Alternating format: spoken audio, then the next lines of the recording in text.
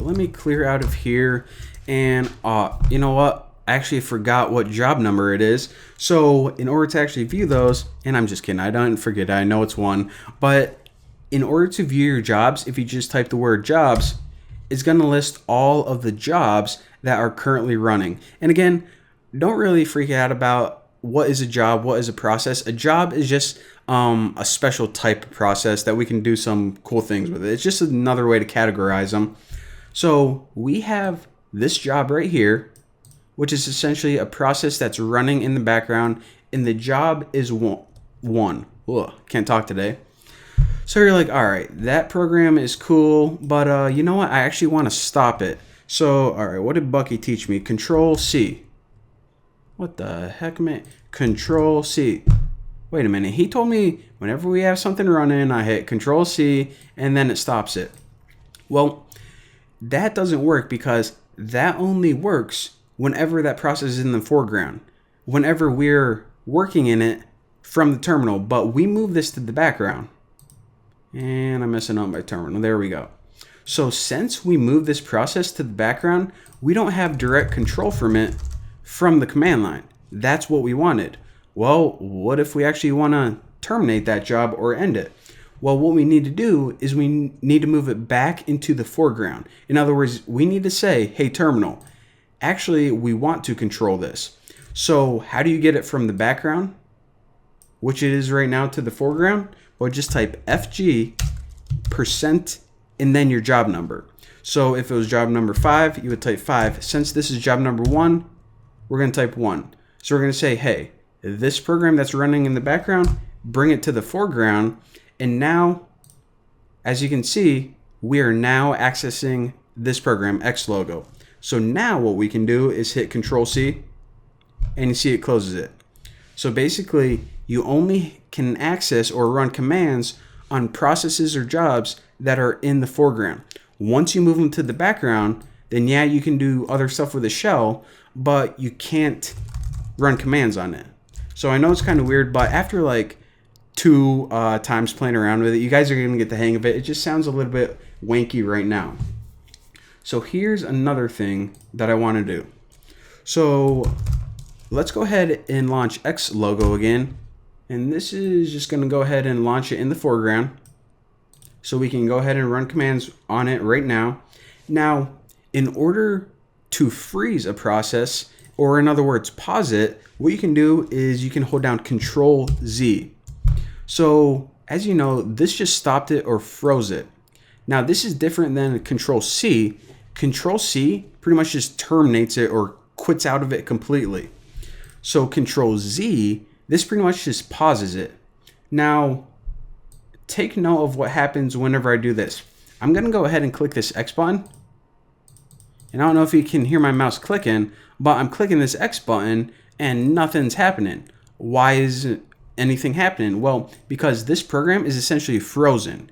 It's like literally frozen in time, stopped, so it's not going to respond to anything we do. So in order to get it back, what we can do is, well, a couple of things. The easiest way to actually unpause this is just to bring it to the foreground. So we can see the job number right here, which is this program. So if we bring it to the foreground by using foreground %1, then it closes. Why did it close? Because we had all those clicks on it and they didn't respond because it was paused, but then we unfroze it, handled the clicks, tomato, tomato, potato, potato.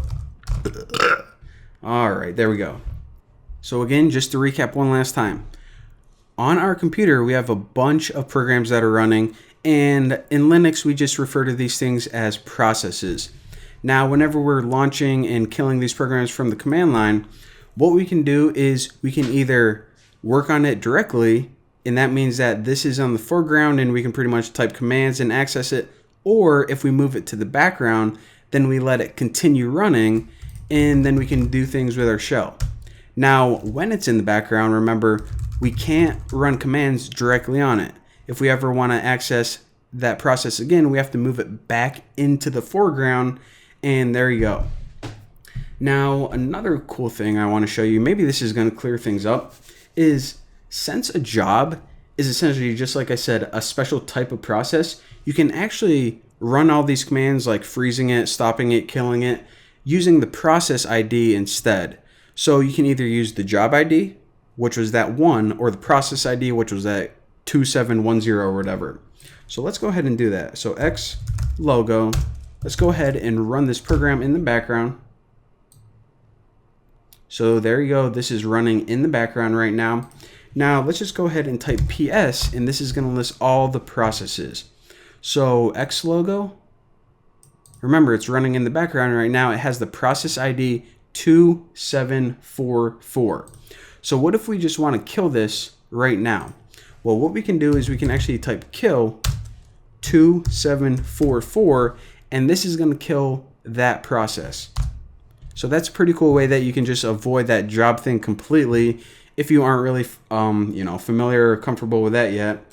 And just to show you guys something else cool, so let's go ahead and pop up that program again and run it in the background.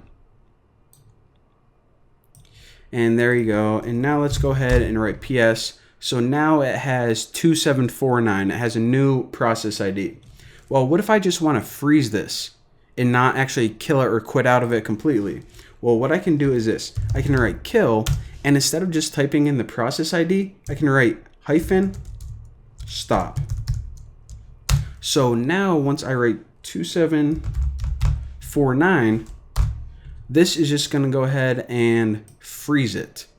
So I think they should use the keyword freeze instead of stop. It's a little bit more clear, but right now this is frozen. So if I click this, nothing happens.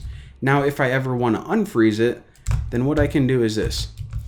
Instead of stop, I write CONT.